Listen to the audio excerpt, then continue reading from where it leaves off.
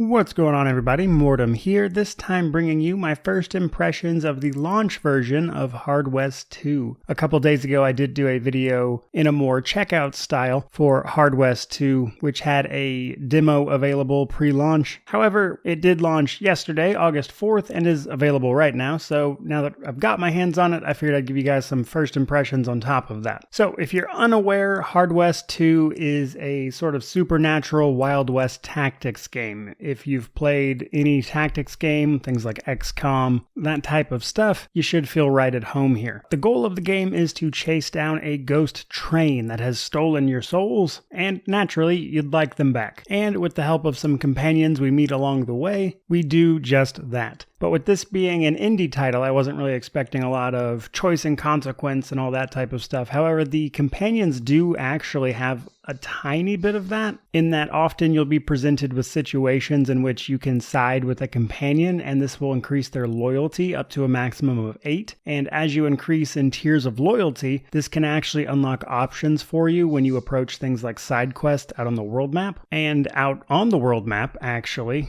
we can explore, find locations, and this is relatively minor. You get one of these maps per chapter, basically, so there's pretty much just a couple of them. However, they do give you opportunities to do stuff that is not just the main story and resolve some things in dialogue via these companion options, or whether or not you have relevant items that you could have purchased in town or found in other locations. And I mention those things because that was surprising to me that they added that stuff. And while it's not much, I do think it adds a lot to the game. Now, in terms of combat, overall, pretty much what I expected from having played the demo. It's a 3-point action system, which is becoming very prevalent in turn-based these days. And each of your companions gets a special ability, which we'll double back to in a second. And depending on the equipment you give each character, like a shotgun, a pistol, a melee weapon, a rifle, that kind of thing, kind of determines their ability to attack. However, a few unique things about Hard West 2 are, for starters, the bravado mechanic. If your character kills an enemy, they immediately get all of their action points refunded in what is called bravado, and this allows you to string gigantic combos together. I think my maximum so far has been like 12, and that combined with your 4-person party in any situation, you have 6 available companions, you can really set up some elaborate moves that will allow you to complete maps very, very quickly if you understand what you're doing. Now, I would tell you there's not a ton of equipment progression. There's a little bit, but it's pretty tame. You will go to things like stores and towns and buy stuff and find items laying around. But overall, the actual equipment progression is relatively tame. However, as you progress through the story, you'll pick up these cards that you'll find everywhere, and these cards, when assigned to a character, will give them a buff of some sort. Each character can have 5 of these. However, if you actually set them up to be a poker hand, they will unlock extra benefits, for instance, that character's special ability, at a sort of base value. However, if you do things like give somebody, say, a pair or a straight or a flush or a royal flush, this will unlock extra abilities for them, or perks or benefits, which coincides with their loyalty level. So their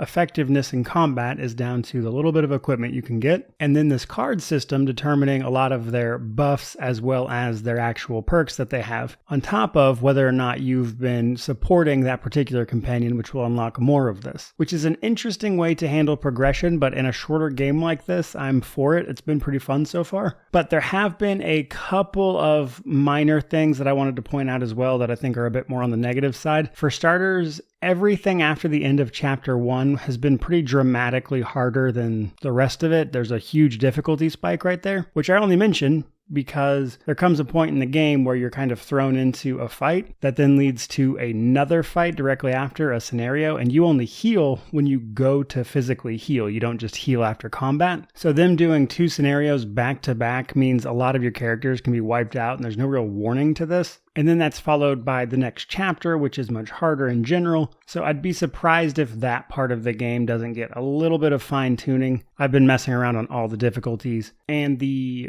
basics of the game actually stay the same regardless of difficulty. No matter what you're playing on, this is a pretty consistent issue. And then the other thing is that there are minor technical problems that I've run into.